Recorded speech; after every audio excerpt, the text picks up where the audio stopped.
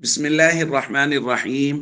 عن أبي هريرة رضي الله تعالى عنه قال قال رسول الله صلى الله تعالى عليه وسلم: تنكح المرأة لأربع: لمالها ولحسبها وجمالها ولدينها فاظفر بذات الدين تربت يداك.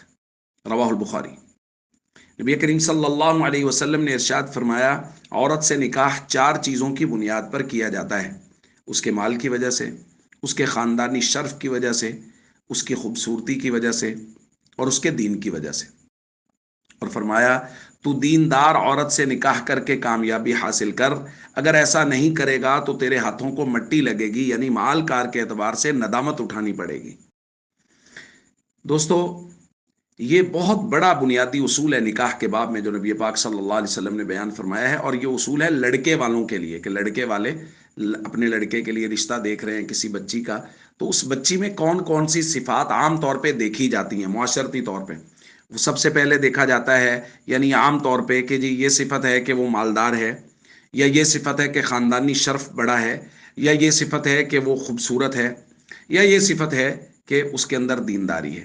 تو ان میں سے کسی ایک بنیاد پہ نکاح کیا جاتا ہے. حضور نے فرمایا، اگر کامیاب نکاح چاہتے ہو، اگر ایسا نکاح چاہتے ہو جو نسلوں میں بھی خیر کو منتقل کرے، تو پھر دینداری کی بنیاد پہ نکاح کرو. بھائی، یہ ہے نبی پاک صلی اللہ علیہ وسلم نے جو ہمیں بتایا ہے کہ دینداری کو دیکھو.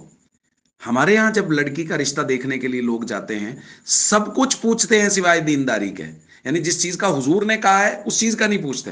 دینداری کا مطلب یہ ہے کہ وہ فرائض و ارکان اسلام کی پابند ہے یا نہیں ہے، نماز، روزہ، قرآن پڑھنا فرض ہے، وہ اس کو آتا ہے یا نہیں آتا. اس کے علاوہ سب پوچھا جا رہا ہے، صرف یہ نہیں پوچھا جا رہا لڑکی کڑھائی سلائی کر لیتی ہے نہیں کر لیتی، وہ کھانا بنا لیتی ہے نہیں بنا لیتی، دنیاوی طور پہ پڑھی کیا ہوئی ہے، سب پوچھتے ہیں. نماز پڑھتی ہے یا نہیں پڑھتی، نہیں پوچھتے. قرآن پڑھی ہوئی ہے یا نہیں پڑھی ہوئی، تلفظ اچھے ہیں یا نہیں، کوئی نہیں پوچھتا. تو بھائی اسی وجہ سے بگاڑ بھی ہیں. تو اس لیے حضور کے فرمان کے مطابق دینداری کا انتخاب کریں بھائی، دینداری کی بنیاد پر نکاح کریں. جب ایسا کیا جائے گا تو اس کی برکات نسلوں میں منتقل ہوں گی. یہ عورت جب ماں بنے گی، یہ بچی جب ماں بنے گی، تو یہ اپنے بچوں کو قرآن گھر میں پڑھائے گی، یہ اپنے بچوں کو تلفظ ان کے گھر میں درست، ان کی نماز کی عادت یہ خود بنائے گی. تو یہ نسلوں کی تربیت دینداری کی بنیاد پر ہو جائے گی. اس لیے ہم سب کو چاہیے نکاح کے باب میں جو ترجیح ہے وہ دینداری کی بنیاد پر. ایسا نہیں ہے بھائی کہ اور چیز کو بالکل ہی نہیں دیکھنا. سب سے پہلے دینداری کو دیکھیں، اور اس کے بعد بالکل باقی چیزوں کو بھی دیکھیے کہ وہ اسکول کیا پڑھی ہوئی ہیں، دیکھیے کہ وہ کڑھائی وغیرہ کر لیتی ہیں، دیکھیے کہ وہ کھانا کیا بنا لیتی ہیں. لیکن سب سے پہلے وہ چیز جو حضور نے بیان فرمائی ہے اس پر بھی غور کیجئے، اور اس کی طرف بھی ہم سب کو ضرور توجہ کرنی چاہیے. السلام علیکم ورحمۃ اللہ وبرکاتہ.